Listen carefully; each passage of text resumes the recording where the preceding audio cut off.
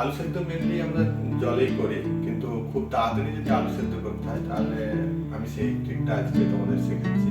যেমন আজকে আমাদের একটু তাড়া আছে, খুব তাড়াতাড়ি করতে হবে। এই ট্রিকটার জন্য সবচেয়ে প্রথমে দরকার যে আলুর খোসাটা ছাড়ানো চলবে না। ভালো করে পরিষ্কার করে ধুয়ে নিলাম। আচ্ছা, কোনো ফুটো এর মধ্যে থাকা যাবে না। আলুর মধ্যে অনেক সময় থাকে না, ফুটো অল্প চলে যায়, কিন্তু খুব বেশি বড় কাট থাকলে অসুবিধা হবে, সেটাতে দেরি হবে, আচ্ছা, পুড়ে যেতে পারে আলুটা। আরেকটা জিনিস লাগবে, সেটা হচ্ছে মাইক্রোওয়েভ। কলো এইরকম ভাবে আলুগুলোকে দিয়ে দেওয়া হলো। মাইক্রোওয়েভটা বন্ধ করে মিডিয়াম হিট, আমাদের যেহেতু মিডিয়াম করা আছে সেই কারণে আমরা 3 মিনিট এদিকে দেবো।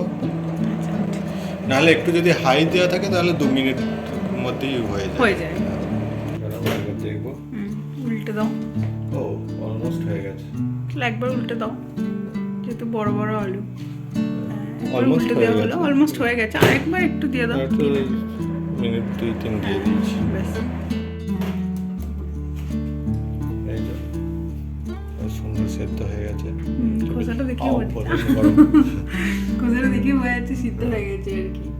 তো এই যে মাইক্রোওয়েভে আমরা সেদ্ধটা করলাম, এটা অ্যাকচুয়ালি যদি এটা এর নিজের মধ্যে যে জলটা আছে ওই জলটাই টেম্পারেচার বেড়ে গিয়ে ও সিদ্ধ করে নিল।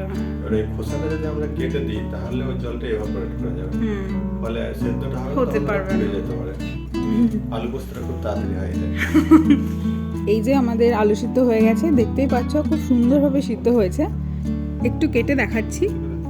এইভাবে আলু সিদ্ধ করলে কিন্তু খোসাটাও খুব তাড়াতাড়ি ছাড়ানো যায়, আর জলে সিদ্ধ করলে যে আলুর মধ্যে জল জল ব্যাপারটা থাকে এটা কিন্তু একদমই হয় না। এটাই আরও নতুন নতুন কিচেন টিপসের জন্য দেখতে থাকো দ্য ইটিং।